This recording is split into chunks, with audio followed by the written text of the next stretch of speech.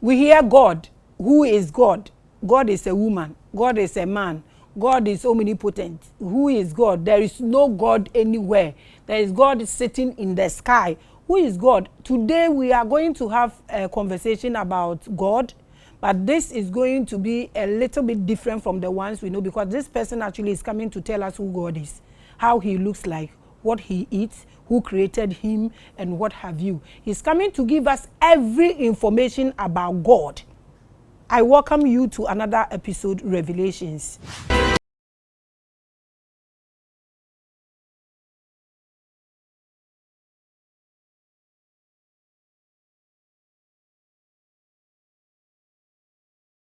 Watching the biggest, the largest, the highest, the greatest, the tallest African spiritual platform. My name is Queen Hadasha. Call me Empress Makida. I am the world star number 8. I am the spear of destiny. Call me the woman of peace. Labraska, the sun goddess. Share my voice, Okrasa. Mimbonwe you. The diako met me start here. But body is 1 hour in Nabesa. Ne din kwa mbonwe. That is who I am. How? I welcome you, my people. I love you, like I love you people, my followers and my subscribers. You are making me proud. Our investment ni ye juma. Comment section ho no na mame abotoye mu. Me man krankra bia akwa ba kese pa odokwan so. And there your brother ba ko wa ha, ni topic ni ye God. He's actually coming to tell us about God, our free Narayana support system. Or non or babe my the way o shi anyame na otene ne language so di benku so renchire ni nyina neno ye behu mu akwa abawate odoso. Now papa, we welcome you to Revelations. Thank you. Today being your first time, you have to introduce yourself to the subscribers and the followers, like 400,000 people. And then pay obeisance to them. They make this platform the biggest. And then let us know who exactly you are and why you are here today. Okay. Thank you, Maame. My name is Narayana Nyarko. I want to say namaskar to your subscribers, your viewers, for contributing to this platform. It's a very important platform. I feel very elated to be here, because I watch you and I connect with you. So I'm happy that today I'm the one sitting on your hot seat. Yeah. As you rightly mentioned, we are going to discuss about God. God is one word that everybody is familiar with, but very difficult to understand. So I'm here on your platform to contribute to knowledge, to help inform, to make God a topic. Let's discuss God. Who is God? So that is why I'm here, to help talk to your subscribers. We welcome you and we appreciate your presence. Thank you. So, but first and foremost, who are you? What are you? My name is Narayana Nyarko. I am a real estate developer, and I'm also a politician. A politician? Yes. We here, we don't care about your business aspect. We want to know what you are. We talk spirituality. So no, where is your knowledge going to come from? I am a Hindu. Uh-huh. I am a Hindu. From the Hindu Monastery of Africa. And I salute all the members of the Hindu Monastery of Africa. My biggest salutations to the first African Hindu monk, His Holiness Swami Gananand Saraswati, who is late. My knowledge that I'm going to share is from his feet. To him I bow. We welcome you. Our second Hindu in 8 years. We had one just I feel almost so almost time almost platform so, and I appreciate platform na nkasa sama ka kire mo ono ankasa na energies na tie control and regulate everything that happens here. You can't force the platform, not me, not Dr. Kelly, but the platform itself runs on its own every day. Or no now or in Papa, we welcome you. We appreciate your presence. Thank you. So Hindus, Krishnas, Shintos, Shintos or Shintos. Shinto is a Shintos. The Zimzimzims. Yes. What is the difference and how did this worship came about? Thank you. I'm a Hindu, so maybe I'll talk from I wouldn't want to talk about something I don't know. Okay. Hinduism is a modern name for the religion. The original name for the religion is Sanatana Dharma.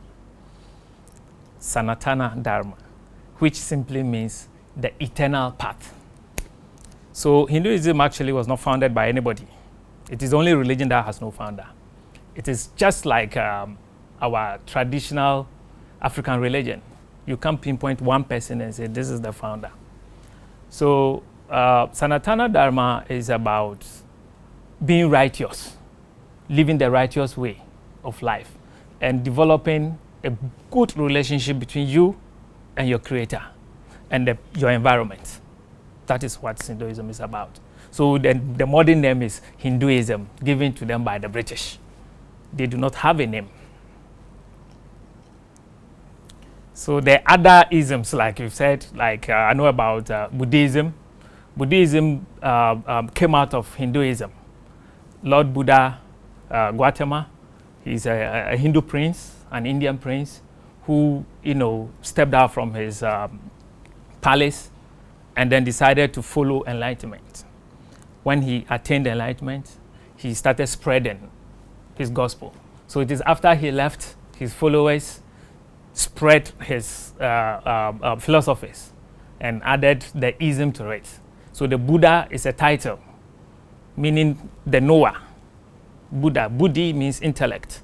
Buddha means the knower, means somebody who knows, a knowledgeable person or an enlightened person. So it's a title, like Jesus. Christ is a title given to him. So his followers added the ism, that is Buddhism, meaning the way of Buddha, like Christ, Christianity, the way of Christ. So his primary principle is ahimsa, that's non-violence. That was Buddha's teachings. Do not be violent to anybody, violent, physical, mental, emotional. Live harmoniously with your environment and people around you. So that's about... okay, so tell us about the Hindu people. What do you believe in? What do you call sin? How do you call heaven? Do you have a heaven you are going? Well, sin is something that is difficult to describe. What you may call sin, I may not see it as a sin.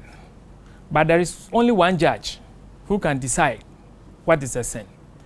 And from the Hindu or the yogic tradition, sin is determined by the intention behind the action. Like physical laws. When somebody commits a crime, you go to court. They don't just look at what the person has done. They look at the intention behind the action. Now, I can decide that I will put up some attitude towards you. My intention is what makes it a sin or otherwise. So somebody somewhere cannot judge me and say I've committed a sin. Somebody can be committing crimes, and in our sides, oh, this person is killing, he's doing this, he's doing that. For all you know, it is not a sin according to God. It may be an assignment given to him by God or by nature. So it is not for me to judge the person and say he has committed sin, he has committed this. What Hindus term as sin is what makes your neighbor uncomfortable. First of all, Hindus believe that you are too tiny to sin against God, too insignificant. Like we often hear, this thing that you have done, you have sinned against God and God's anger will come. No. You can't sin against God, Maame. You can't sin against God. You can sin against me. I can sin against you. But you can't sin against God. You are too insignificant, tiny to sin against God for God to feel... God can never be offended by your actions and inactions. Yes. So, living harmoniously with your environment, not causing trouble, promoting peace, the opposite is what I would describe as sin. Knocking heads, causing confusion in the house, gossiping and making somebody lose his job,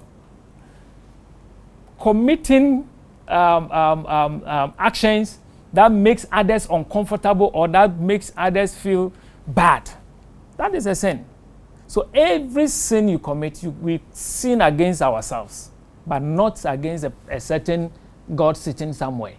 No. So if I'm living in a good way with you, then I'm good to go. If you are living in a good way with me, you are good to go. So if I sin against you, you have the power to forgive me or not to forgive me. So it's all about me and you. It's about you and me, yes. I can't sin against God. Not about whoever sitting anywhere. No, not at all. Okay. You are watching the biggest and largest. We are going to know God today, see God today, what he eats today, everything about him today, including his gender. That's serious. So that's what we are going to discuss in the topic. But Mami, still random. So are you people going to go to heaven? Well, the goal of a Hindu is not to go to heaven. The goal of a Hindu is to attain salvation. Which is? Which in Sanskrit we call moksha. Moksha means liberation. You have been liberated. Now, our original nature, man's original nature is God. Every man, the true you, is God. Because we have been embodied, I have taken this shirt. So I've become limited in my actions. There are certain things I can't do. But my original nature is the supreme. I am a part of the bigger God or the supreme. So my goal on earth is to realize this truth and go back to my source, but not to attain certain heaven. Now, realizing this truth means that you have been liberated, meaning that I have become one with the Father again. That is the true me. That is where our Lord Jesus Christ got to and declared, I and the Father are one. So you and the Father are one, I and the Father are one, everybody and the Father are one, but you have to work towards it. You have to work towards it. We are like this. We are like mirror in your room. The primary objective of the mirror is to reflect your image, nothing more, nothing else. But when the mirror is dirty, it will not be able to reflect your image. But the mirror is there. But it still remains a mirror. It will take somebody who will bring a wet towel or something to wipe the face of the mirror so that its true identity will be there. But until then, the mirror remains a mirror. Dirty water is water. But to drink water, you want clean water to drink. So the dirty water goes through purification. So the purification process is what we are here doing. It's a school. When we pass, then we become one with the Father. So heaven, as people talk about, Hindus dream beyond heaven. Heaven is not permanent. Heaven is not a permanent place. It's temporal. When you leave this body, where you go to is heaven. Whether it's hot or it's cool, it's heaven. The entire astral universe is heaven. If it were not so, Jesus wouldn't have said that in his Father's house there are so many mansions. Meaning what you do here on earth, you go with a carbon copy. When you leave this body, it will show you the room, which of these rooms you are going to live in. The receipts will show you. We are all traveling to US. We are sitting in the same flight. But within the flight, there are classes. What you'll be offered in first class, I will not be offered when I'm in the economy. It's like that over there. So we don't dream to go to heaven, certain heaven. It's small. Our dream is to become one with the Father, which is a bigger dream, but not to go to heaven, because heaven is not permanent. How do we do that?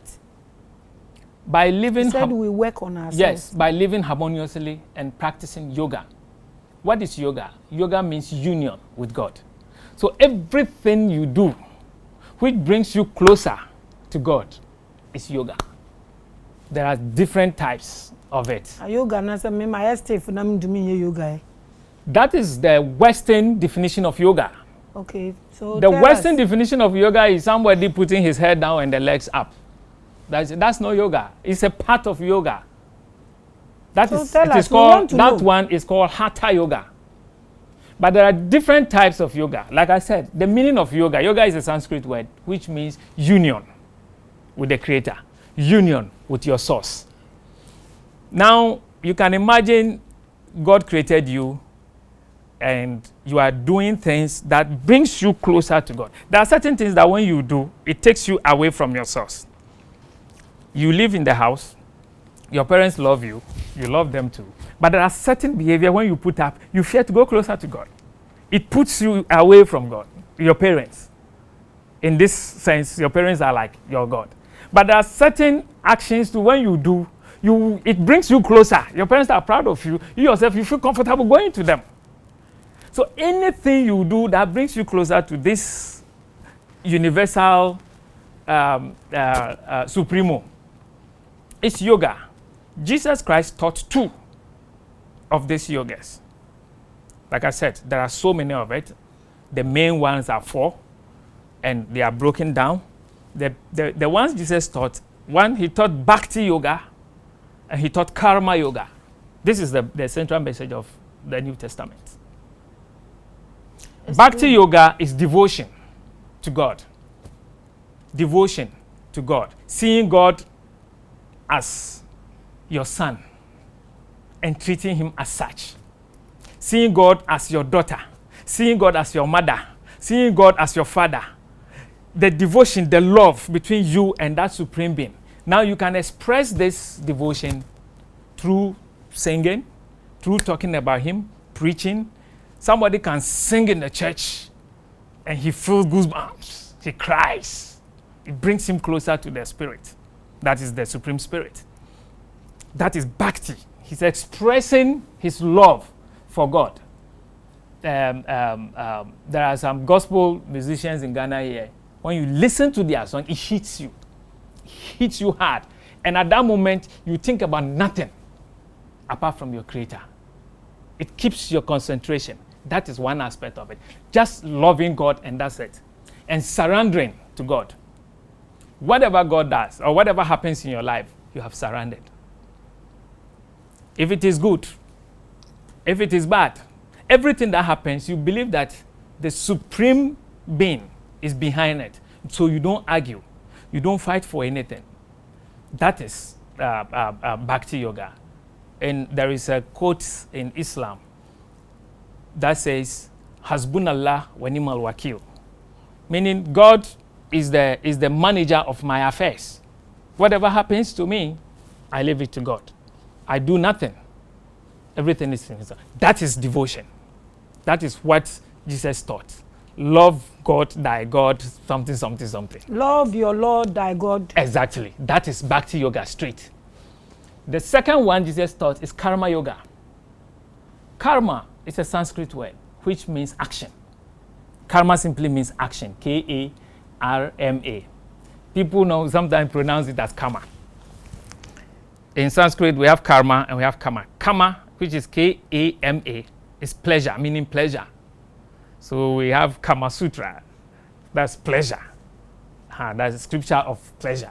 And then we have karma. Karma means action. Now, every action, which is Karma Yoga, every action you do it as sacrifice to God. Service to man is service to God. You just serve without thinking about the fruits. Because in the Bhagavad Gita, Lord Krishna said, I alone, I am the dispenser of the fruit of action. So yours is to do the action. Don't think about the results. The fruits, don't think about it. Whether positive or negative, is the one who will give you. So somebody who is serving the society is practicing Karma Yoga. You do not need to know about this principle. Your actions defines it. Mm-hmm. You do not need to be a Hindu to practice Karma Yoga. Your actions. Your neighbor is in need of your service. You provide it. Forget about God. Forget about God. Your neighbor is sick. Did you visit him? Did you offer your service? Your neighbor is hungry. Did you give him to eat? He is naked. Did you clothe him? When you had extra clothes, did you clothe him? He is thirsty. Did you give him to drink? This is karma yoga. You are driving on a highway and you see some objects on the road. You manage to swerve it, but you think that, hey, if you were not fast, this could have caused accident. A karma yogi will move and pack and find a way to remove that thing so that others coming will not come in, fall foul to it. That is a karma yoga. What results is he expecting? Nothing. He's not expecting any reward. Nobody will even see you. Exactly. So it is between you and God.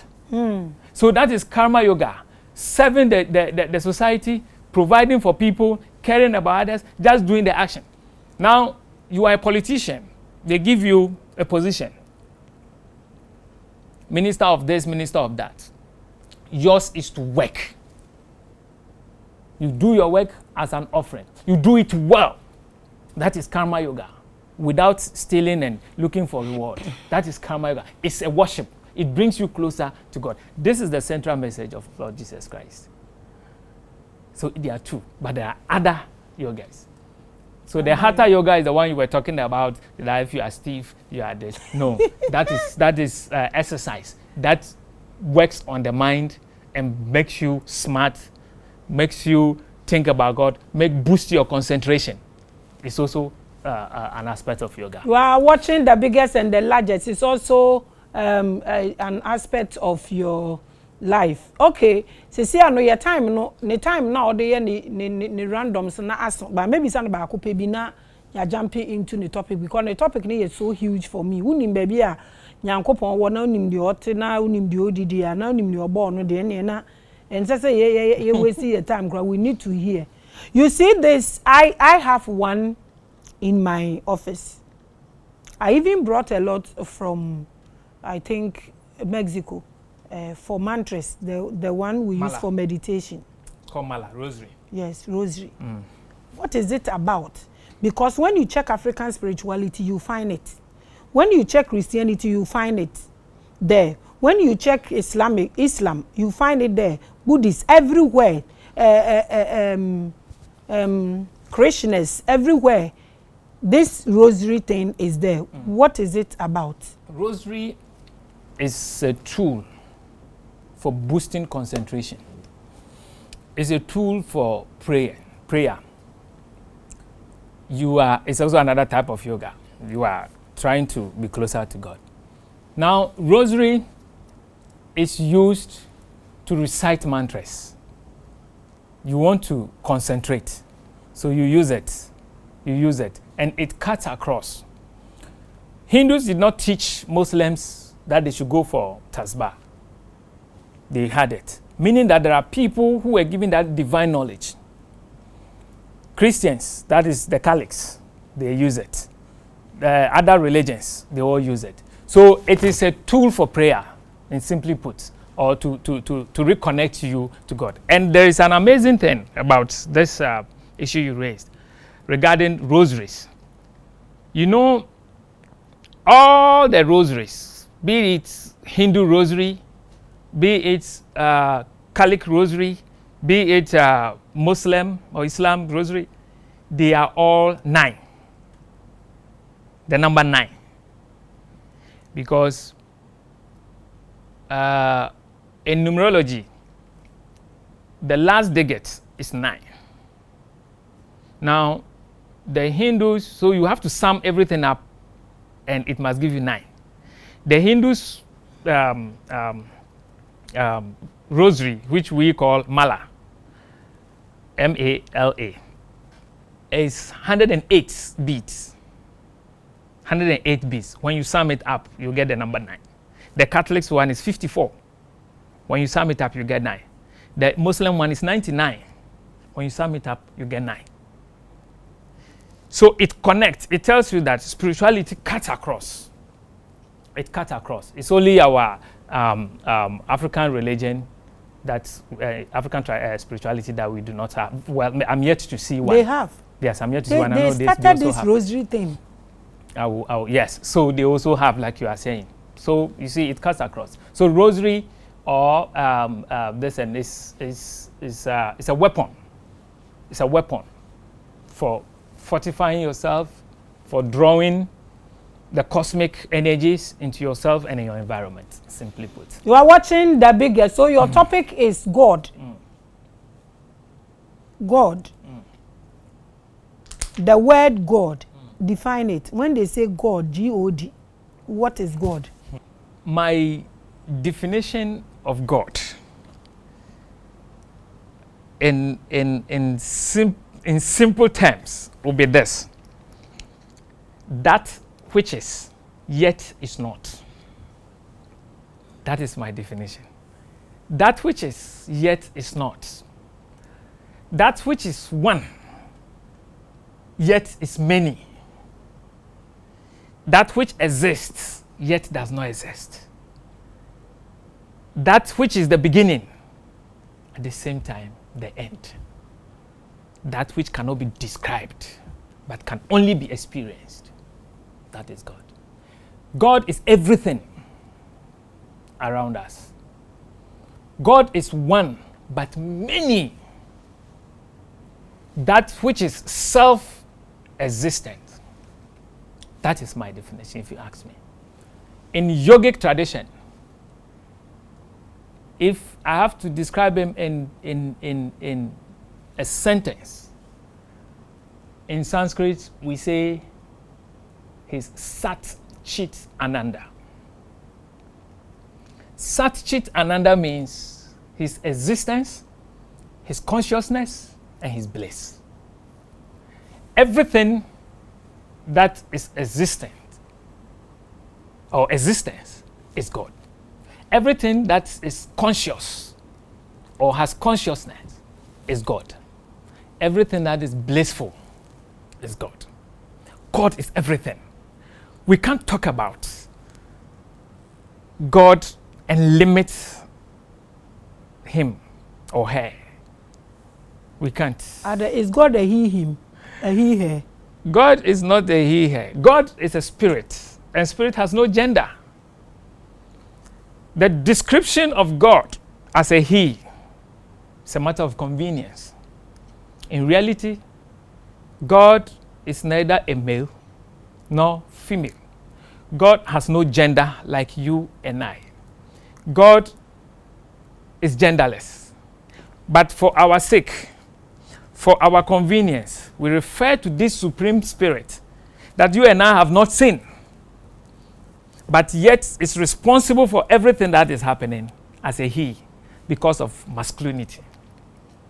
But Hindus will tell you that everything that we see being created is created by God. That is the male aspect, the masculine aspects of this supreme being. Now, the power behind the creation is feminine in nature. It's feminine in nature.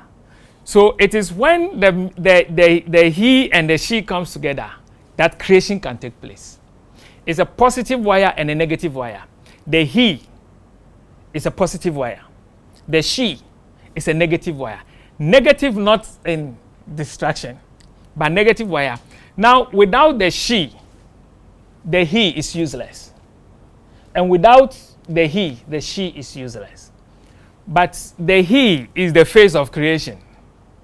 So, oh, God has created this, he has done this, he has done this. That is why the feminine gender or the female gender, very powerful.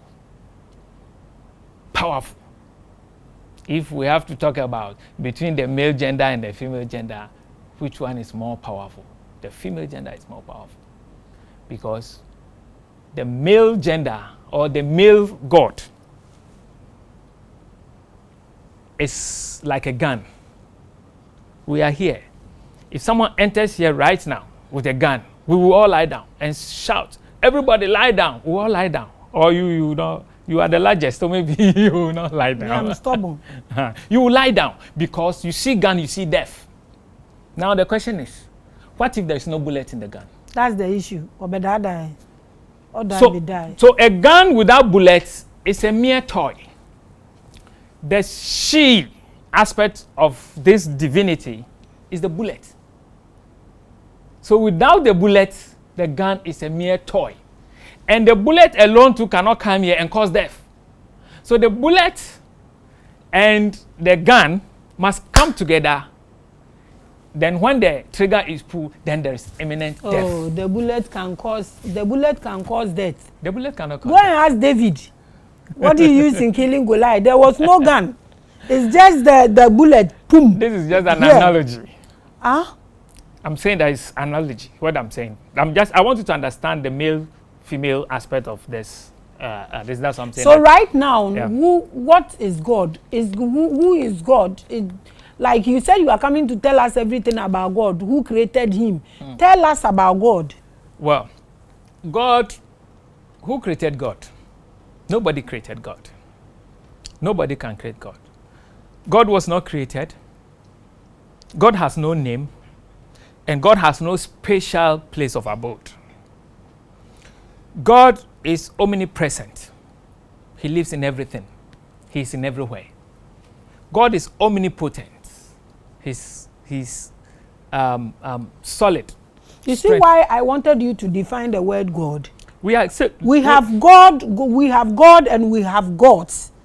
Okay, so that's why I want you to. We will come there. Yeah. We will come there. Okay. He's omnipresent and he's omniscient. Now, when we say God, God is the origin.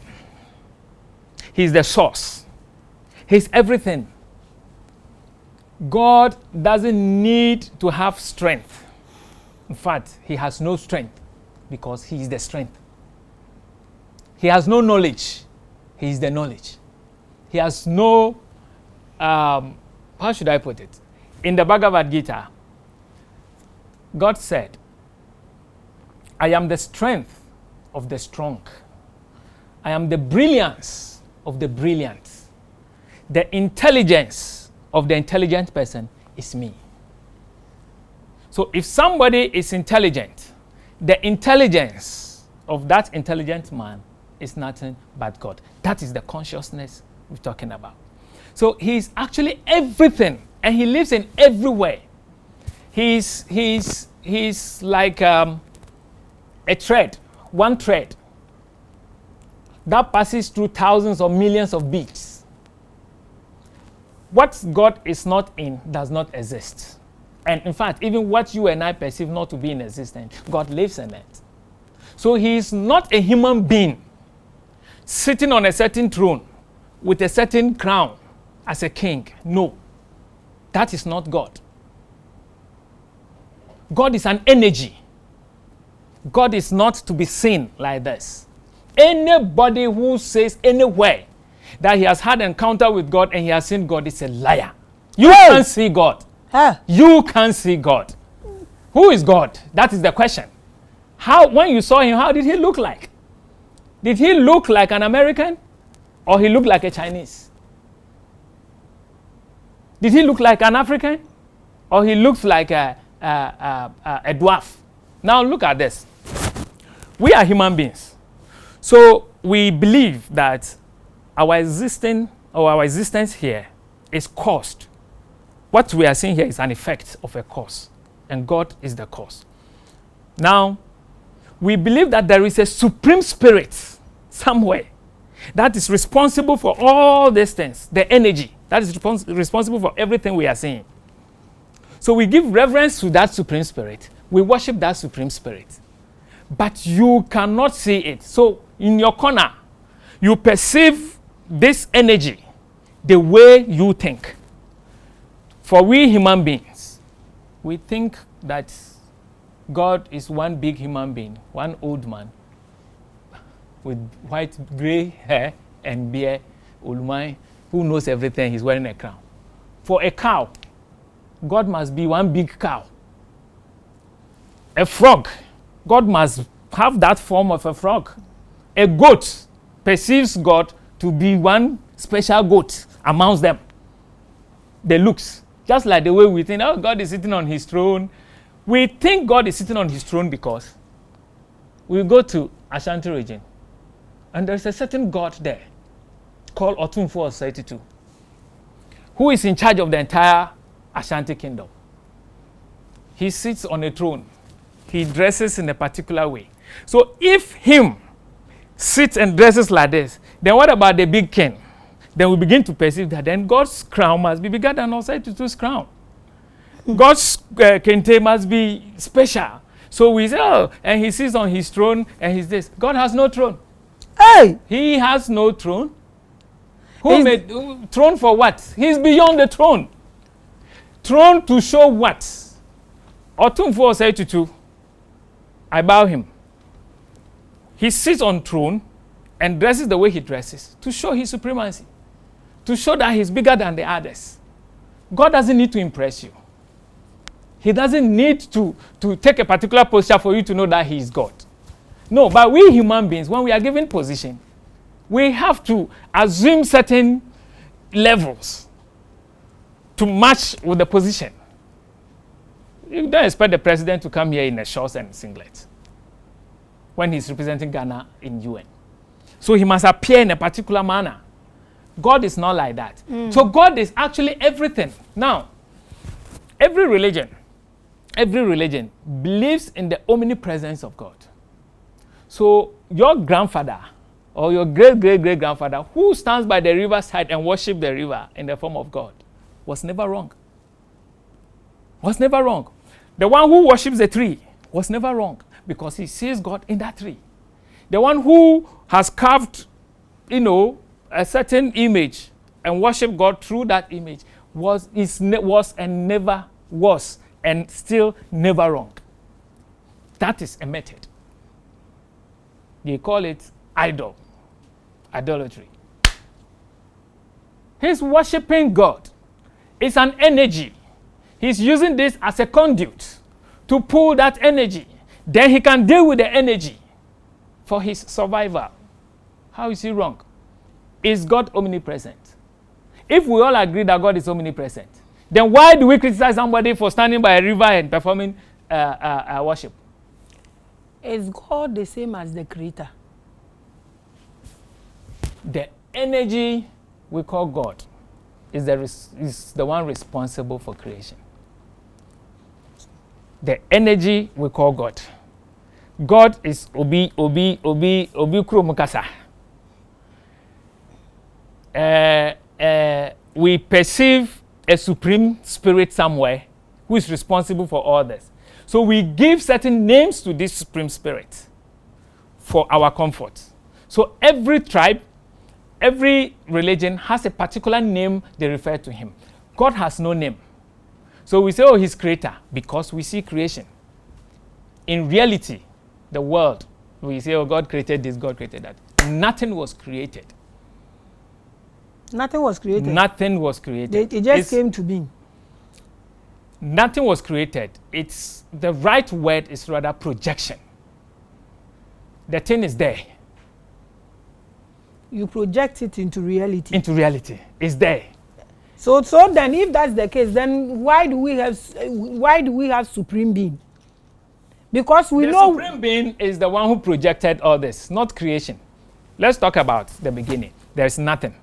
And then he created what? Mountain. He created mountain from where? Which raw material did he use to create the mountain? You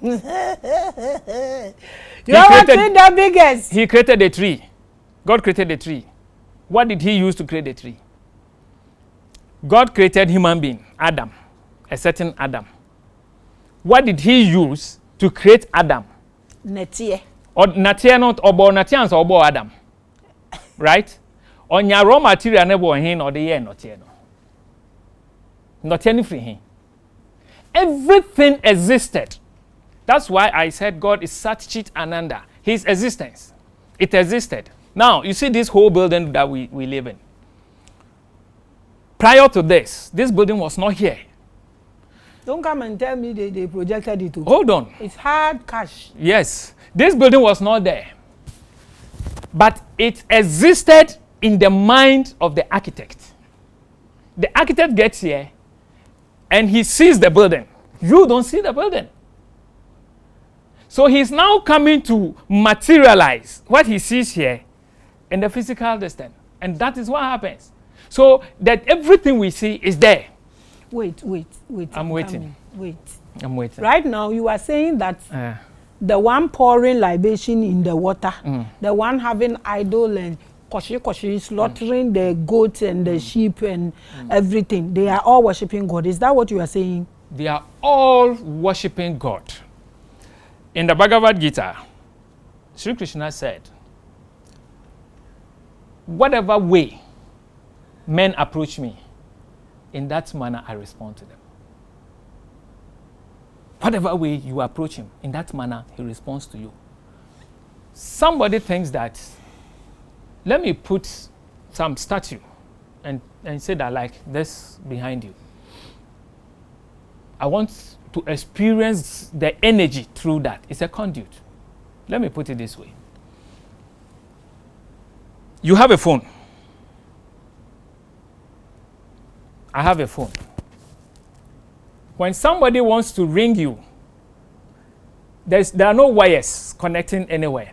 He dials your number, correct, and then your phone makes noise, and then you pick and start talking to them. So your phone has become a means to reaching that person. The images you see, the idols you see, are means to reach God. They are not real, but through this unreal, you shall be led to the real. That is God.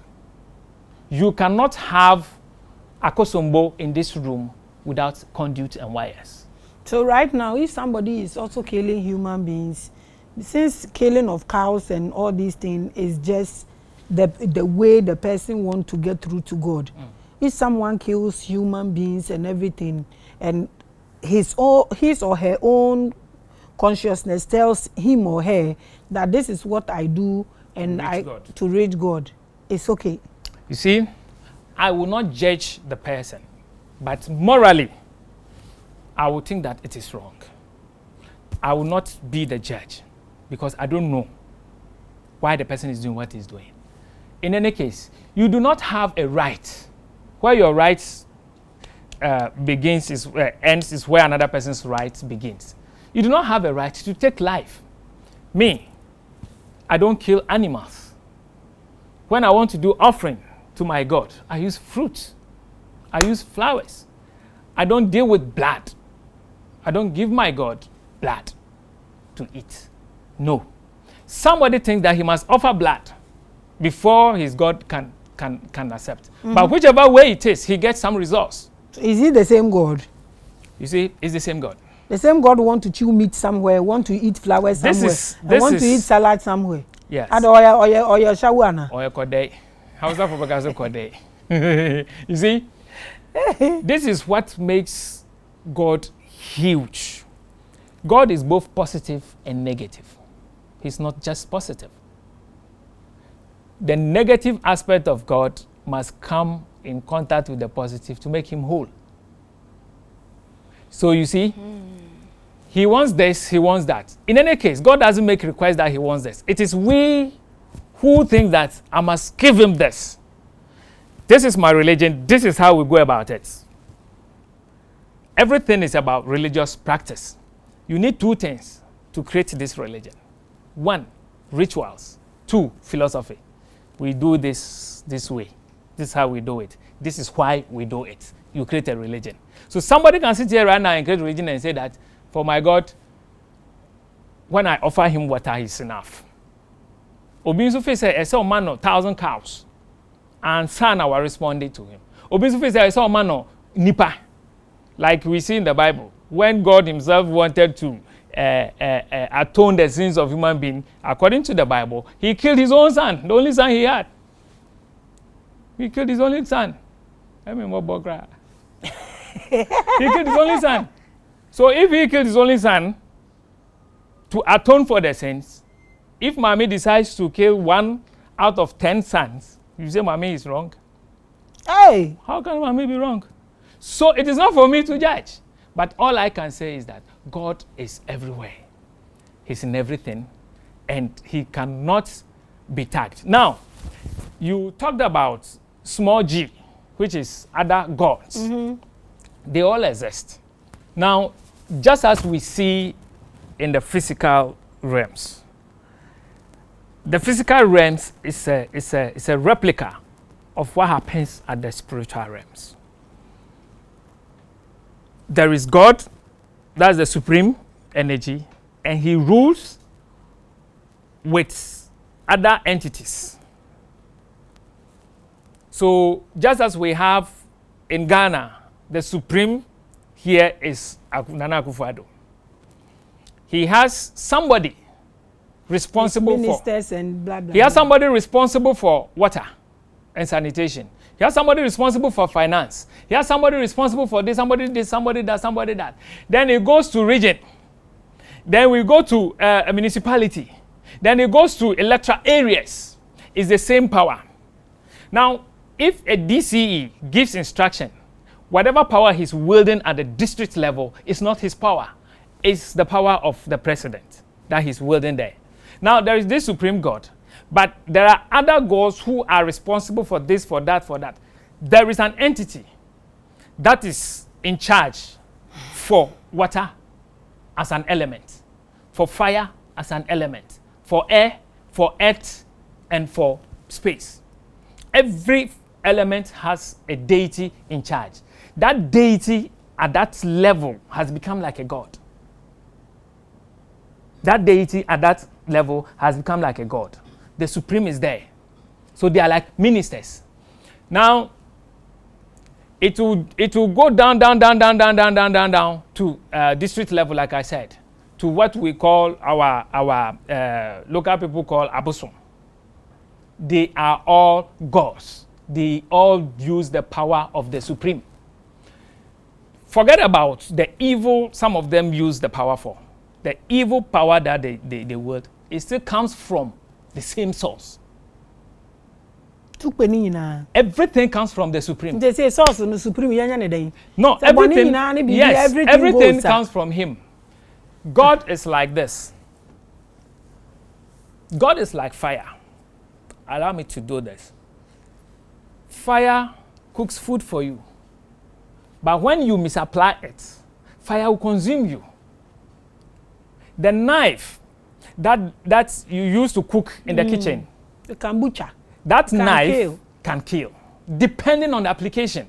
So the power of God is there. What you use it for is your responsibility. And everybody had a freedom to use it anyhow. Exactly. Exactly. It is there. So you pick it, whatever you want, whatever thing you want to use it for, you account for it. Where? Say again. You account for it where? You've gone for power. You account for it. At to where? The supreme. You account. How do I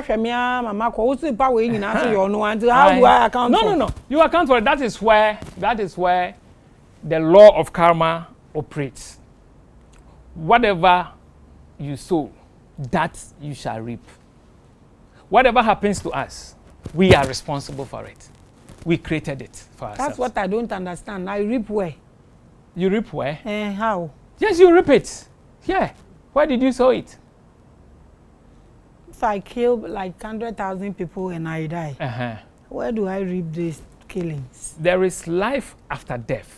That's another thing. You believe in reincarnation? Yes. Who is responsible for reincarnation? Yourself. You see, the world is a school. I started by saying that we are here to realize and merge with our source. So it's a school.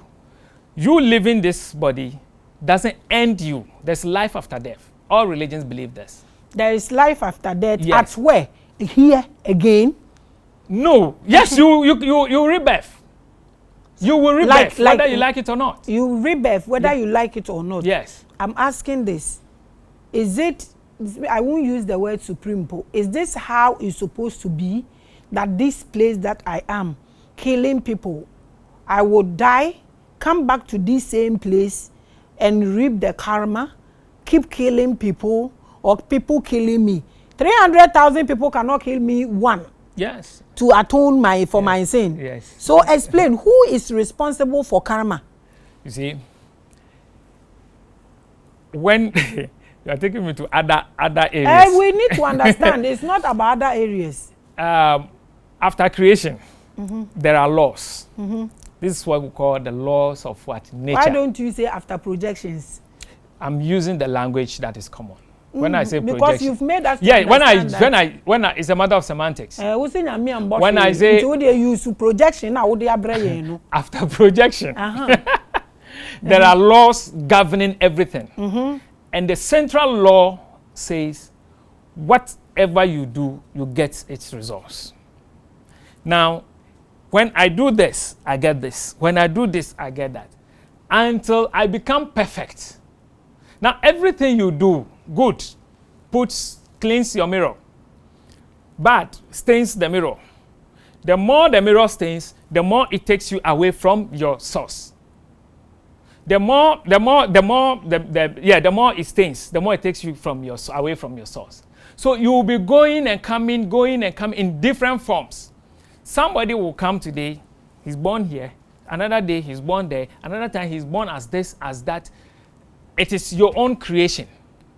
It's your own creation. Whatever you are going to, you created it. Now, you will go and come until you become pure. Until you attain that godliness. That's why I'm saying, who is responsible for that? It's the supreme energy. It's the supreme energy? Yes. What do you know about archons?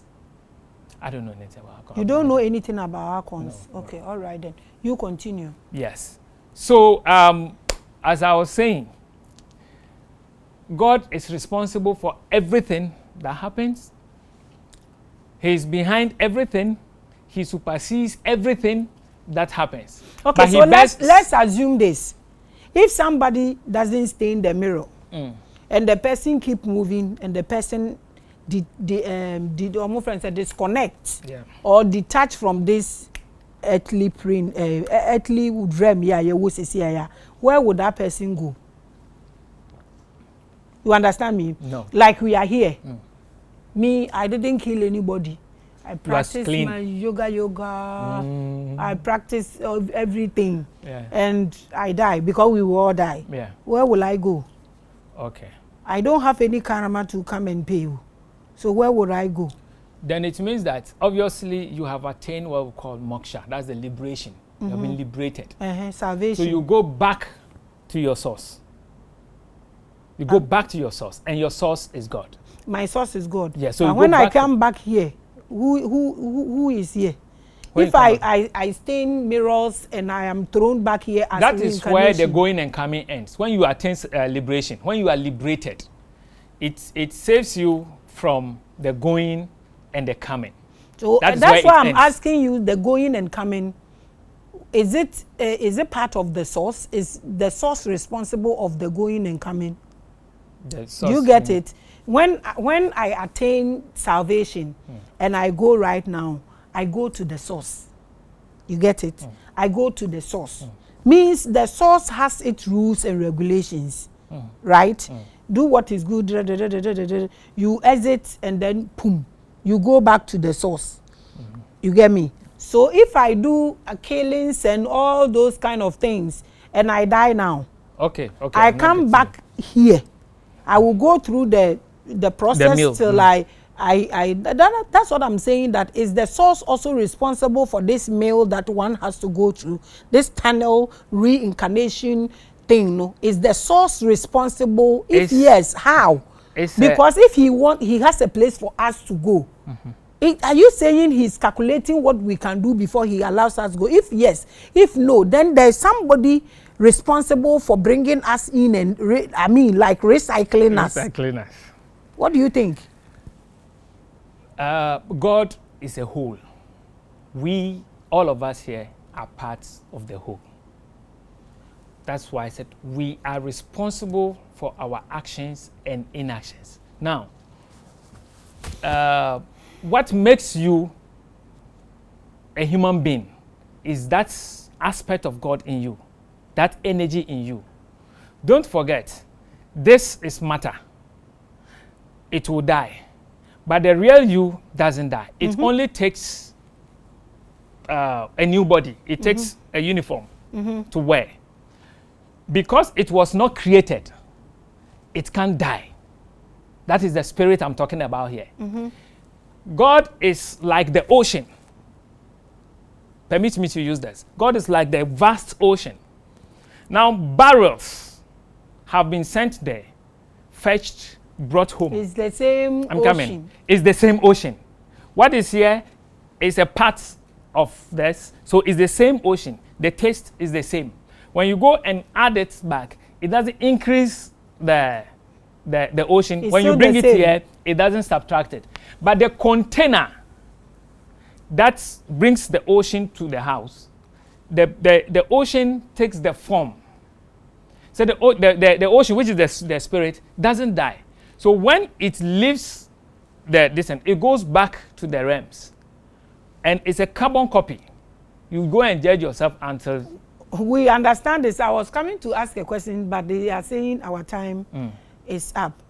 You see, me coming from the source, that has to come and explore here and go back to the source. I am coming from the source or my origin as pure as I am, as the sources, okay? So who is coming to show me other way around here, manipulate me here? Who is the source? I am the pure person from the source. I don't know any other thing but my originality. Okay. So who is influencing me to be killing, to be creating camels and all that? Who is responsible for that? I get the picture now. Okay. Let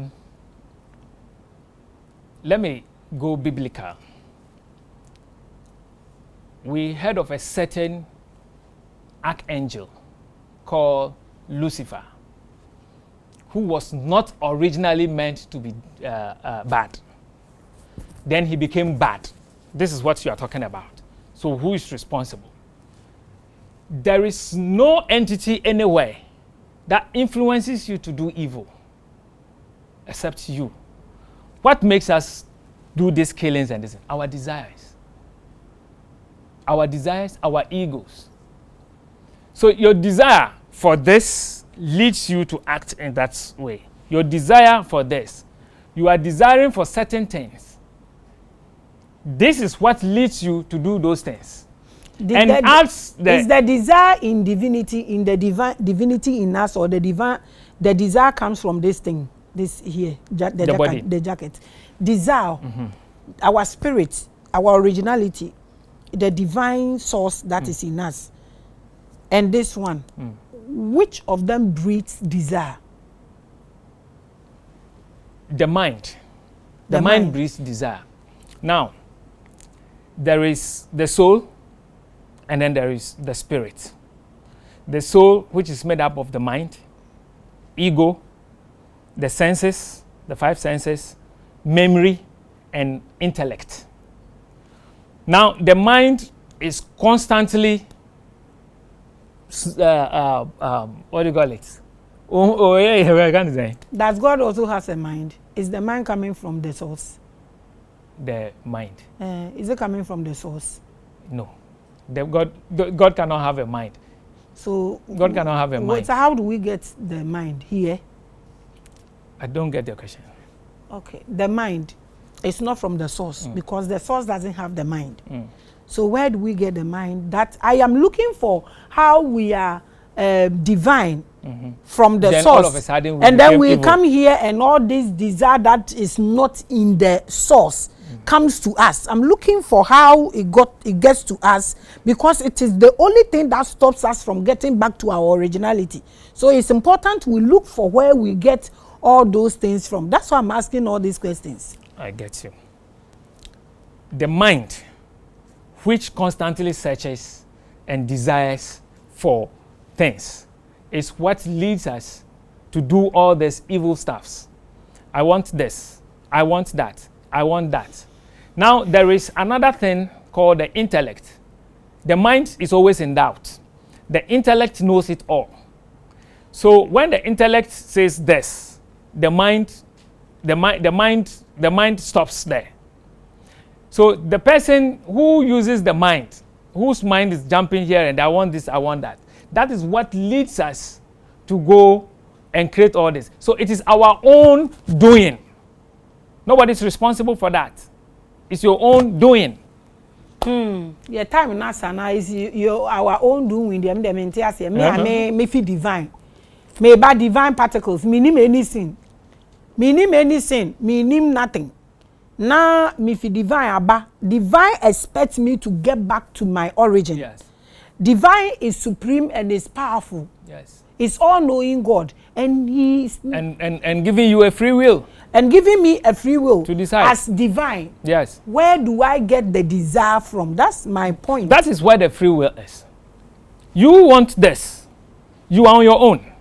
I want this. I want that. I want that. I want that. Then you should not come and tell me that I should go through reincarnation cycle. So no, the Who made the laws? Nature. This is how it should nature be. For instance, the creator, who is supreme. Nature came out. Nature was created by supreme. So why? So when I say nature, it means I'm supreme than nature. Look at this. So why would the supreme being allow nature to in Ghana? Put me in we a have channel? laws. We have criminal laws. When you kill, the law says is this, or you steal. When you kill and they catch you, add that. Okay, when you kill, yeah, good. When you kill and they catch you. When you steal and they catch you. This is the process, and this is where you end. Akosombo in Sawam. You end up in. You are watching the biggest. You end up in Sawam. Now, the judge is not the one who sent you to Sawam. Your actions. Your actions. You decided to steal. So the ones that stole and the judge didn't catch them, what has also saved them? Their actions? Oh, it's time. It's a matter of time. It's a matter of time. So the judge that says, okay, blah, blah, blah, blah, blah, guilty, go to this end. It's not the judge who is taking you there. It is you who, carve that path for yourself. The judge is only applying the law, doing his work. It's not the president who is taking you to Nsawam. Was your light off last night? Yes, but the reason you ended up in Akosomo, in some women Akosomo, they don't. I wanted to talk about some women and Akosomo because of the light. That's what I'm asking. It was off. Yo, Abusia, baby, I have time now. So your advice, I want you to use 2 minutes to advise people. One thing I like about the Zim worship or fraternities is that they tell you to love your neighbor as yourself so your life is easy. And there is nothing powerful than that. So whether you like their way of worship or not, that one thing, because minyati as I said, they are treat you na ebeba miswa. Nyama bi kura wo amenye. Into that one, dear, I always love you people, but I'm surprised that you people always talk about reincarnation. But when they ask you about archons, you don't know. That's my problem. But that's a topic for another. That's a topic for another day. You can actually watch my shows. I talk about archons. Okay. So your last words and then your advice for people in 2 minutes. Okay.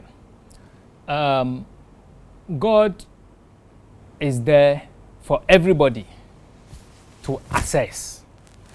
God is an energy.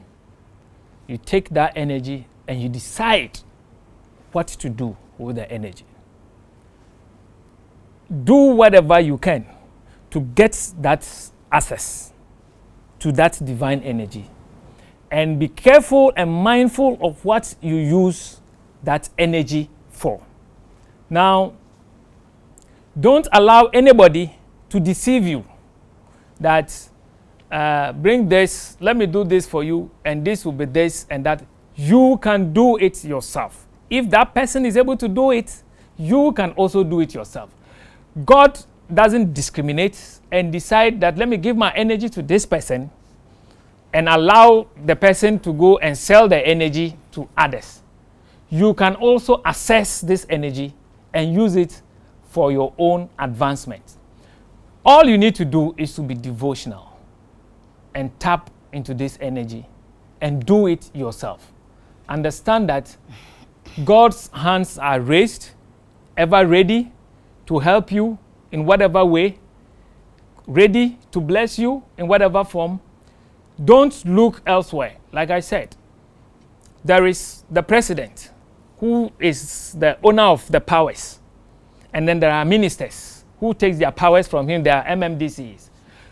Deal with the president. If you have the opportunity to deal with the president, deal with the president, so that you don't go dealing with these small elementals and then get yourself into trouble. So pray to God, deal with God, and realize God. Deal with God, pray to God, and realize God. That is our brother Narayana. Thank you so much. We appreciate you, brother. We do appreciate your knowledge. Thank you so much for watching Revelations. Meditate. Okay? And now a little time. There is nothing for you to look outside than yourself. This is what I keep saying. Thank you so much for watching.